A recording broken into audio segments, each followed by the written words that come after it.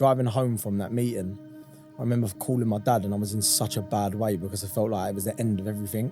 That guy said no to me that day, and my mission then was to show him how good I was. You don't want the easy route. How can you just sail straight through? You need ups and downs. That's life. Hello and welcome back to the NatWest Business Show. Now, I'm your host, Angellica Bell, and I cannot wait to get into today's episode. That's because we are joined by Tommy Mallet. Now, you may know Tommy from your TV screens as a former TOWIE favourite, but since then he has turned his attention to the footwear and fashion industry, where he has made strides with his brand Mallet London.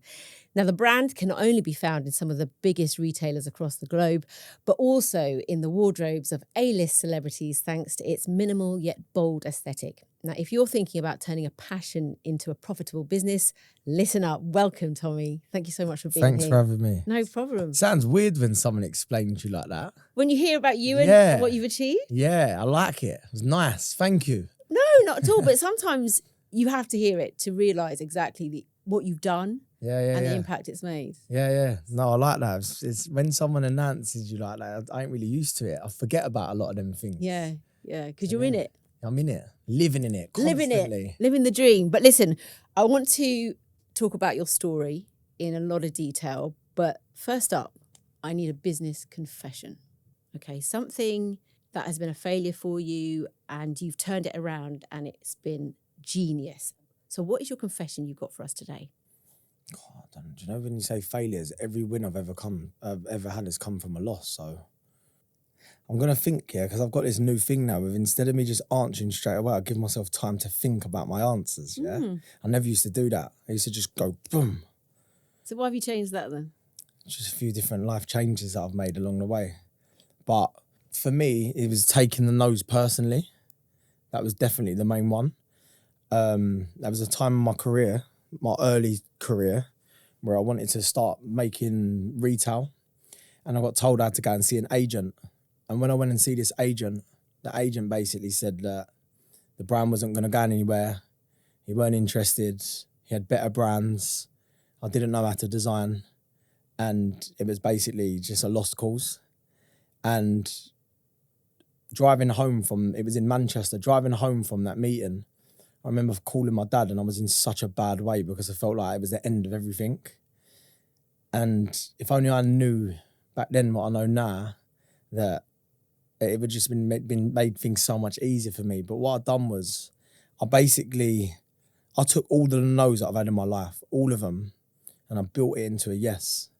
And I built a mountain with it so I can stand at the top and show everyone. And it was that sort of thing where that guy said no to me that day. And my mission then was to show him how good I was. And I weren't good then. I was useless back then. And me saying that, I was just very confident, but I had no idea what I was doing. I was rushing into things. I had no patience. I didn't understand fashion, but I just knew I was going to do something.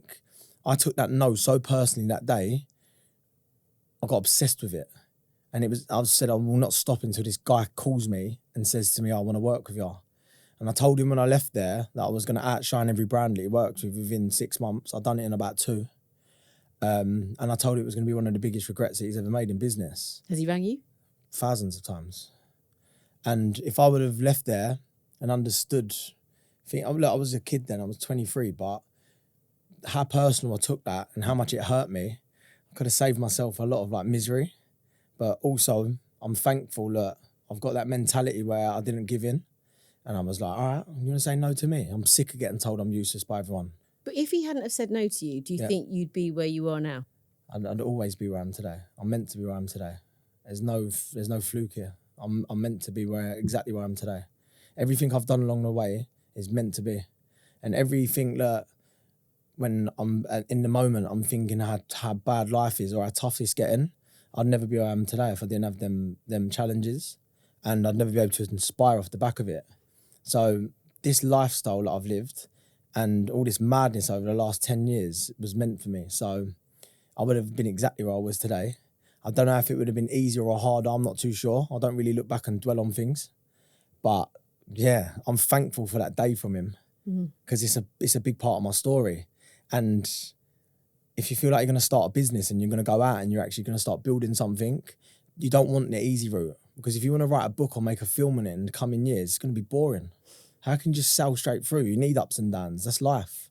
You need to feel the good with the bad. You need to put them together. Has this self-belief grown since you started? Yeah, your I never had any belief when I was a kid because of my ADHD, which I was undiagnosed, and I thought I was dyslexic, and I had a lot of times being told I was useless. And I feel like the generation before us is a little bit of a negative generation, especially where I come from. It's the generation like their family was the generation in the war, so they was brought up with nothing. So it was all about just going to school, getting grades, getting a job, sticking at it, getting a mortgage. And because I didn't have like the basics to be able to do that sort of thing, I feel like my family didn't feel like I was going to go anywhere. And I was very easily influenced. I could probably have went down the wrong road. So I never had no self-belief, but I just knew that I was going somewhere. I didn't have a belief in my capability for things because I've done everything wrong. So if you teach me something, I have to learn it my own way because I'm ADHD. So if you tell me how to do something, I won't be able to do it. But I'll learn how to do it, and I'll probably be better at most people, but it will take longer. But that drive, I knew I was going to be successful. I knew I'd be a millionaire before I was 30. There weren't one day after the age of 9, I don't think, that I never ever put myself in any other category than that. Just knew that I was going to, it was set in stone. Well, this guy said that you were useless at design. Well, obviously he was very, very wrong. Yeah. And we now know Mallet London is so successful. Yeah. So let's talk about the story behind it, and after that conversation, how you went about to get the business you have now. I wouldn't say that I'm the best designer because I'm a creator. Mm-hmm. I can create companies and I can create brands. There's so many people better than me out there that can design. I was lucky as well because I got given a platform to be able to show my capabilities. But Was that TOWIE? TOWIE gave me a platform for people to know I was. I think I had 250,000 followers when I started the brand. Probably a bit less actually. But for me, Mallet become big when I realised that I never had nothing else to do. I started Mallet and I had all these ambitions and I thought it was going to be easy. And when I realised it weren't going to be easy and then looked back and went, whoa, well, we owe some money on this stock here. My family ain't got no money, so I better make sure I'll get that money. Yeah, there ain't no two ways about it. And I'm on the show and there's no work coming in. So I ain't got any other choice than to make this. And when you get in that space, that and a little bit of self-belief, you're untouchable. Okay, so Mallet London, the business model for it was to make exclusive trainers and fashion, but still be affordable, wasn't it? Yeah. Okay, why did you think that would work? I used to spend a lot of time in luxury stores, especially going in there and like window shopping. And as I've grown older, I wanted things which I couldn't afford. And seeing people wearing these luxury brands, I just used to think there was nothing in between luxuries and sports. So I want to feel as good as they do, but I ain't got the money to make me get there.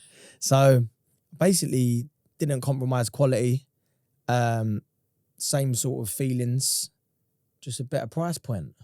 And I spent a lot of time in department stores looking at kids shopping with their mums, whether it was going to buy a birthday or Christmas present.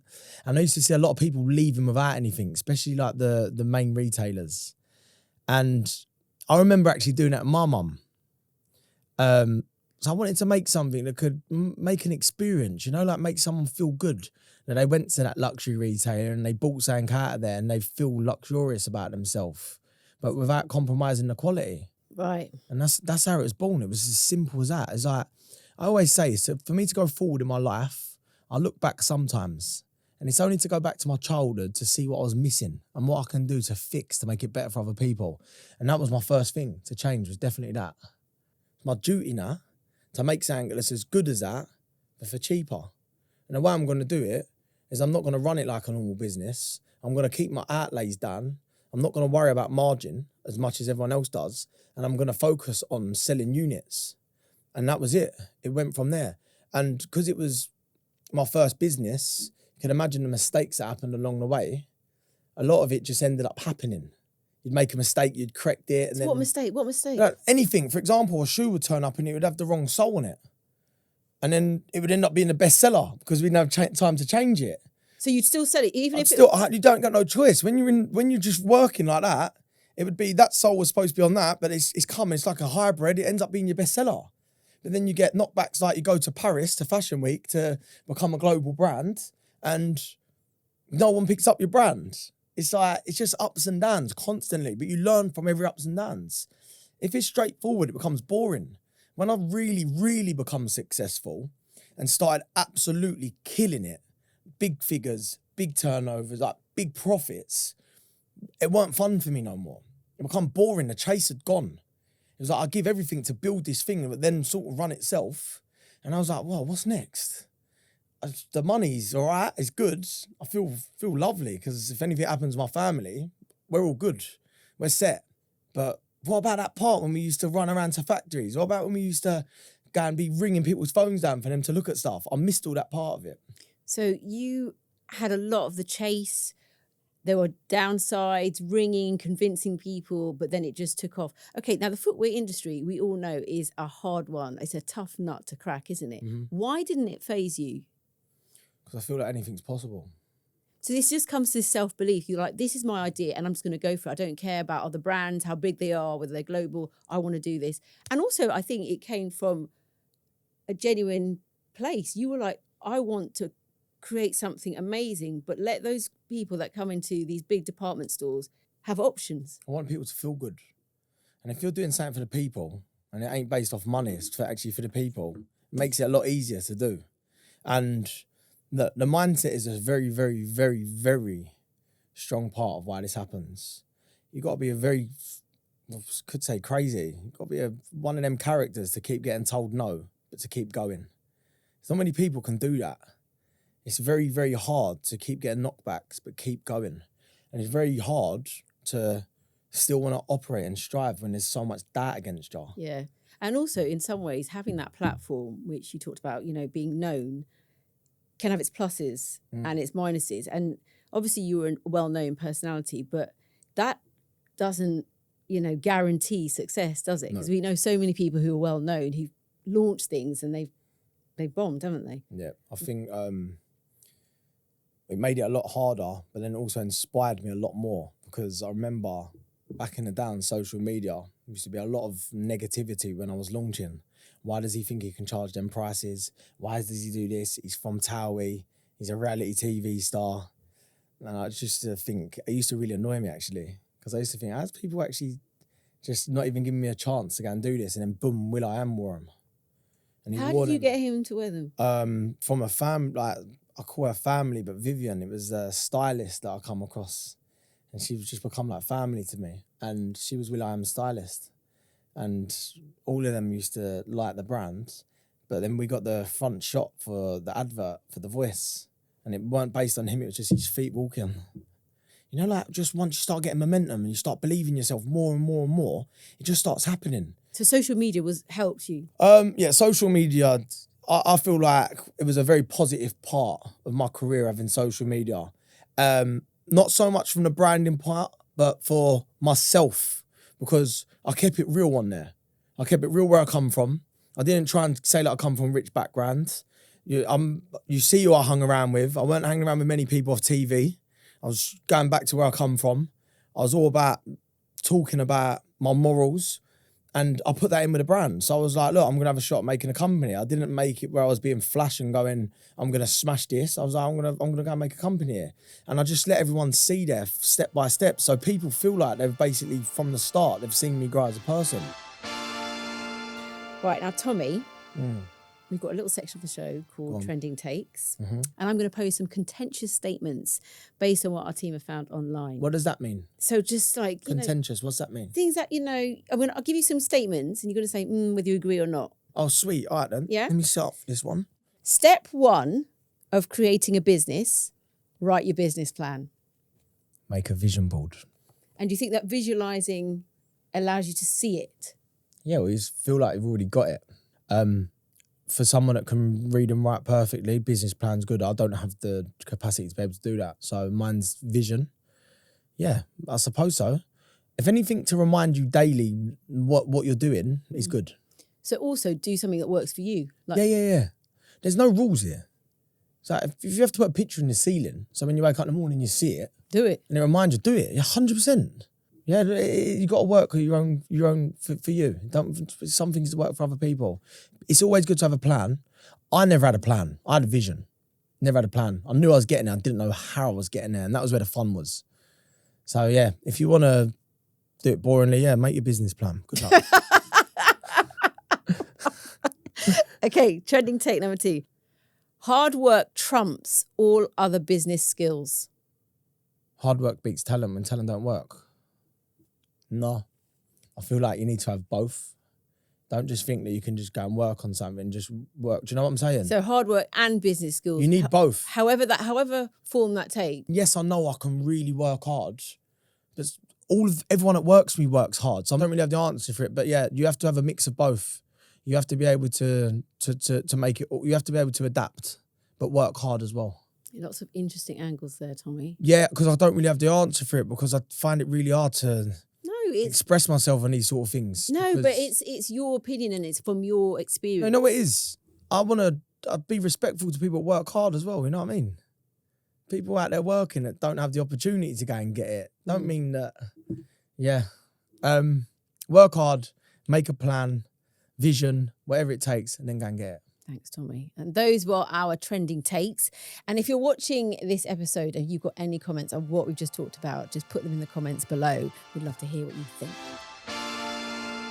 Now, you took quite a brave decision to open up physical locations. And I know a lot of businesses, that's a dream, isn't it? Yeah. And sometimes they might even have the collateral, but they're like, no, I don't want to, it's a big, big gamble. Why did you feel that it was the right thing for you to do in your business? Well, I thought about it at 11 o'clock on Tuesday morning and I had it done by 7:30 Tuesday afternoon. So I didn't really give much thought, to be fair. You can't let the grass grow under your feet, man. How did you do that? Yeah. Turn around quickly. People need a meeting to have a meeting, yeah? Right. For me, I'd cut all of that out. So how did you find premises? You just got to go and find it. You ring people, have you got anything available? There's something there. And I viewed the store and took the store that night. You make contacts, don't you? You make contacts and you go out and look for it. And you look at the numbers after. You go view, see your vision, see how you feel when you get in there, make it happen. And I had people that was relying on me, so I had to make it happen. But you can see how some people listening now would be like, oh my goodness, that is so scary. Not if you believe in yourself, no. Why? What's the worst thing that can happen? You can fail, who cares? It's not that complicated. Is if you've got something that you feel like works, then why can you not do it? I'm gone past the I don't even ask people now because they're just like, oh, right, think about it first. No. If it's coming to my mind and it's still in my mind for an hour, it's something that I want to try and action. Is it easier to do, Tommy, now that you are, you have a cushion? Because if you've got a cushion, it's easier to be impulsive and just be like, okay, I'm going to go with it. No, because then you're scared to lose it all. So when you've got so if you've got nothing and you're making decisions, you're gonna lose nothing. But if you've got millions, you're gonna lose millions. Like, what one would you rather lose? Like, it's very hard to explain it to people until they've been there, because people go, "Oh, what do you know? You've come from money, da da da." And I've come from zero. I grew up seeing my mum and dad argue weekly about money, and I used to walk from school to my mum's hairdressers to watch her on reception. I used to walk back, watch her clean someone's house as a side job.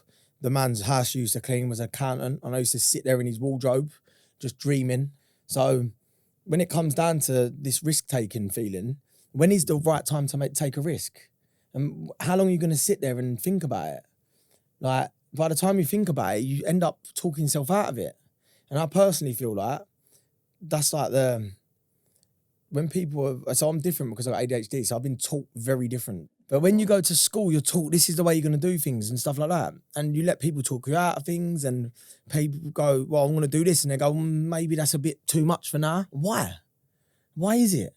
So with people listening now, if they have a dream, you would say just go and do it. Look, it gets a lot harder the older you get and when you start having children, because that's when it really becomes like you've got someone relying on you, you can't mess up.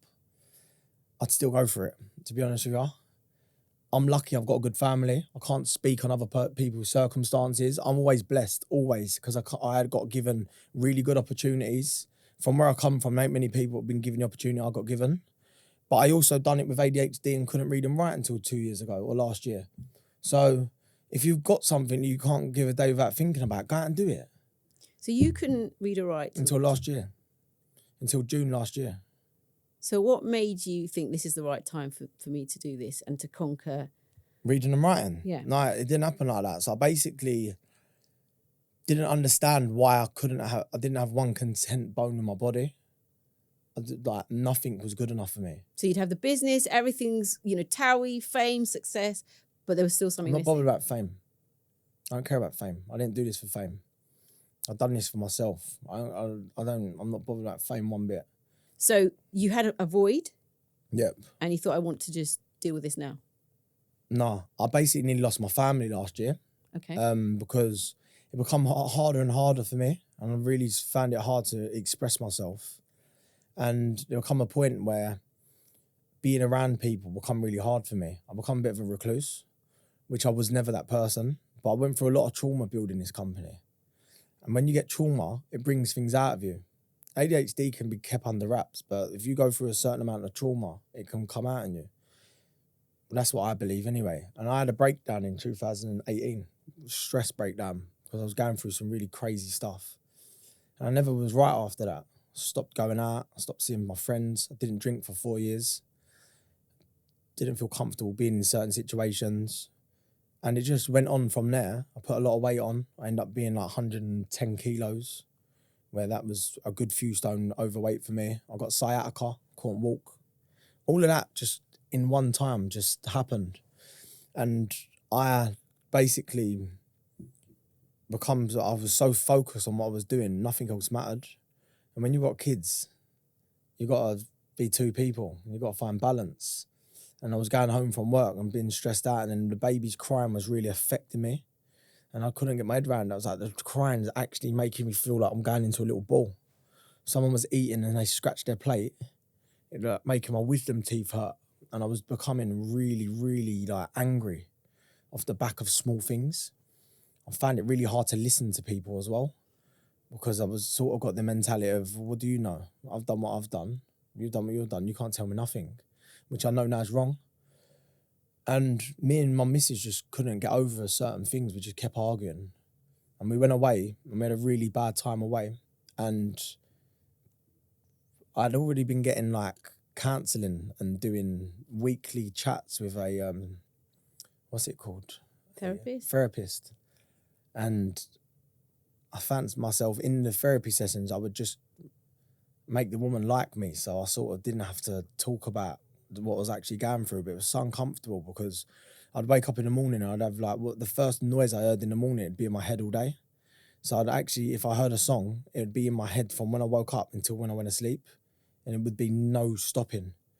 And I'd be talking to people, and then as I was talking, I'd be thinking about something else, and then I would go to something else. I would be focusing on that cup instead of you, and then that light, and then it'd be like that. And I just got to the stage where you can't live like that. And I thought it was me, and I thought that was going to be my life forever. I had the most money I'd ever had. I had a son, a lovely house. But when I knew it was bad is when I just started buying things and then one day just selling it. So I'd have a dream car and I'd just sell it. Or like, I'd go, all right, Georgia, we're buying a house in Spain. And I'd go to Spain, I'd buy it in the same day. And then people was like, you don't want to get no, and I was like, no, it's mine, I'm taking it. And then I thought that was just me. But then when me and Georgia went through some stuff, she wanted me to go and get assessed for ADHD. But I thought ADHD was just kids that just couldn't sit still. Really, when you look into it, majority of addiction and mental health problems does stem from that. So I actually went and found a specialist and got tested for ADHD. And when I was there, I was just praying and thinking, please tell me there's something wrong with me so I can fix it. Please. I can't live like this no more. I don't know how long I would have lived, to be honest with you. And I was there and he told me mid-flow when I was there, like, he thought I had autism. And I also had the worst ADHD he'd ever seen. So off the back of that, I got medicated. And now I've never looked back because I was just born last year. And the day I took the tablets, I could read perfectly and write perfectly. So before that, when you had your businesses, you were just, did you have someone helping you? No. What about contracts or? No, just. Was it trust or just with? Sort of, yeah. And I got bit a lot by it because it was just too intense. I was just like, let's just get it done. And I didn't want to bore people with keep getting help. So yeah, big deals I'd have a lawyer, but not really. I'd put it through people sometimes, but no, didn't have none of that. I mean, you've been on quite a journey, haven't you? And yeah, that's probably about a quarter of it. Yeah. Just in the last 2 years, to be fair. But looking back at your journey, Yeah. Tommy, is there anything you would have done differently with your Never. businesses? Or no, there's nothing I'd do different in life, not businesses. so Nothing. the business or secondary is just your whole. You see it as one whole. Business is my life. It's part of my life. I don't work. I get up every day and I conquer. Whether it's business, whether it's fitness, whether it's being a dad, that's me. And I've made so many mistakes in my life and made a lot of bad mistakes, gone down a lot of bad routes I didn't have to go down. But I'm proud of myself now because I was against the odds. So yeah, you can say I had the show that piggy banked me there, but I turned up to my first meeting with NatWest and I put my feet up on the table. I was wearing gym stuff. I didn't know how to hold myself. Didn't have a clue. All I ever knew was like, where I come from. I didn't understand how to conduct myself. I didn't really know figures, didn't know my times tables. So I'd be sitting with a bank manager and I'd just be not listening to a word he's saying the whole time. Be like that. So really, for me to get to where I am now, even if I lost it all tomorrow, yeah, I've smashed it, innit? Because really, I was against the odds. I should never have been where I am today. I should never be sitting there. And the story's going to keep growing because I want to ask about your journey as an entrepreneur as well and how you've developed over the years. I mean, what have you learned specifically from running a business that you could share to help others? Going out there and getting that vision and just building on it is the most powerful thing you can do. But then try not to get an ego with it. If you can not get an ego, because ego is the enemy. If you can listen to people, you don't have to do what they say, but just take a little bit from what each person says, then you can do well for yourself. The second one would be, don't let anyone put you off for anything you want to do. Like, if I'd listened to people telling me things weren't going to work, I'd never have done it. I'd never have ever have done it. And then once you start, just don't stop. Do not stop. Once you get into that rhythm, do not stop. Don't think, look, because you earn some money, it's time to start going out and being the big I am, because that is not how it works. Go out and just keep going until you can't give no more. And enjoy the ride. You have to enjoy the ride. Because when you sit down and you talk about it, you got to smile about it. Otherwise, it's not worth doing, is it? Mm. And I enjoy it every moment. Ups, downs, take it all. Thankful for everyone I met along the way. I'm thankful for where I'm going. This ain't even the start of what I am. I am literally building something which I personally feel like is £1 billion business in the next few years. It's something completely different I've been working on. It's something that I've used all my ups and downs to fuel. And I get up every morning excited about it. And I can't go without thinking about it either. So you're talking about another business, which we can't really go into, but you're always developing. Always. Is it with your development, you're thinking about business that connect with that as well? Yeah, it goes hand in hand because you first you start off with the product, yeah? Then you start going, all right, we need to get the money. Then you start enjoying the money and want more money. But then when you get to the point where you go, all right, what's the legacy here? The legacy for me is about helping people. So for me to be able to help people, I need to make sure that I've got successful businesses. And once you have that formula's the one. It's the one. It's when you know that it ain't just about earning money that you're going to pay tax on and then have a few nice things. It's about how can you make a foundation? How can you leave something? I don't want one because I've had one before and the numbers have gone from like that to that. And that's a very, very dark place when that happens. So I want bits and pieces all over the shop. I want to give opportunity everywhere. So for me, I'm so excited for everything that I'm doing at the moment. I feel like I'm back to being where I was when I first started when I was younger. But I've just got so much more knowledge. So that's another thing. Don't ever feel like you can't start again. Because that experience, it's the second time, is so much more powerful. So if you fail, don't worry, you're good. You can fail. But when you go out around the second time and you understand more, wow, what a different journey. So like, you ain't got to keep asking people for things. You ain't got to wait on people. You can actually know what you're doing. And it's really hard to understand that because you always feel like your first business is that's it. Tell me, what are the pros and cons of being a business owner, in your opinion? I'm surrounded by love. I've made so many mistakes that I know what to do and what not to do. And I've got the biggest blessing on the planet, which is a kid.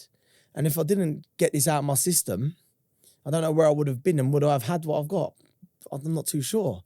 So don't take the cons too serious. Yes, I wish I could probably, in the early days, did I miss a lot of my son? Yeah, I'm a bit upset about that. That when you're going out and getting it, you feel bad because you feel like you're neglecting your family. So that is a con because you think, yeah, we might be providing and they've got loads of money, but I ain't got the time to take them on holiday. Or I ain't got times to, what if I miss my little boy crawling or saying his first words?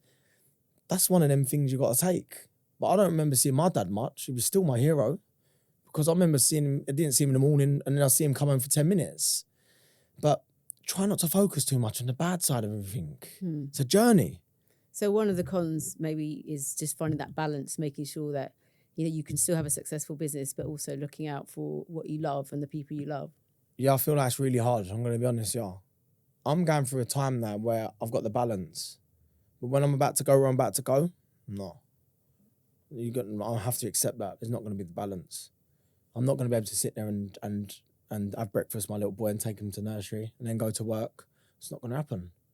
It's not because I've got to make this happen. I have to make this happen. My next step is in me. I have to do it. So I've got to take the emotion away from it and spend every time my little boy, when we're together, amazing. I've had 3 months of him, me, him and my missus, the best time of my life. But now I've got 3 months of really hard graft. And as much as it's going to make me really happy, if I was just with my little boy, it's going to make me really unhappy if I don't get this out of my head and put it onto paper and actually make it. So the balance there is working out whether you want it enough to be able to not see your family as much and go through what I'm about to go through, when really financially I don't need to. I could retire tomorrow, really. That's the con, I'd say. The pro is that I've got that get up and go to go and make this happen. And the con is I don't want to because I want to be around my family. But then there's that in between where I've got to do it. There's no compromise. I have to do it. So I'm in the middle of the both. Does that make sense? Yeah, no, I get it. If you could give some advice to your younger self, what would you say? Don't take life too seriously. You'll end up the same place. Do things that are natural to you. Get up in the morning. Don't forget why you're here. Do something which challenges you every day. Even if you're going to use a different hand to brush your teeth. If you used to use your right hand, use your left hand. And just give yourself something to work on. Don't slouch around. Just try and better yourself every day. And even if the odds are against you, just make sure you do it. There's nothing saying that you cannot do whatever you want in this planet. And up there is the thing that gets you it. And once you can believe in that, and as I said, Jamal Edwards, God rest his soul, was the one that first told me about self-belief. And I've used it so well. So yeah, if you're going to go out there and you need some advice, just don't stop on something that you can't stop thinking about. Never give up. Right, do you fancy some rapid fire questions? Go for it. Who is your business inspiration? Myself. What advice would you give your younger self? Don't take life too serious. What do you most enjoy about owning and running your business? Giving opportunities. One thing nobody's talking about in business that they should be. Mental wealth. Favourite business hack? Keep pushing. One tip on how you stay motivated during tough times or setbacks? Focus on what's in front of you. Where can people follow you online to know more about you and your businesses? Instagram. We'll put all your details up. Yeah, I don't really like plugging that. Please follow. No, I'll plug it. Yeah, Please follow Tommy. Yeah, don't. Yeah. Yeah, just look for me. I'll And do it for you. If you stumble across me, you stumble across me. No, you stay humble. Well, we'll put Tommy's details up. But you are really good online and you put yourself out there. And I think that's one of the reasons why your business has done so well, because people just resonate with you and what you've been through. Thank you so much for being a guest on the NatWest Business Show today. Thank you. It's been amazing. Thank you for being so open as well. And to our listeners, thank you. Don't forget to hit follow and subscribe so you can keep up to date with the latest episodes with more wonderful stories from incredible people. Now, if today's episode with Tommy has got you thinking about going into business, head over to the NatWest website for tools and information to help you take those next steps to success.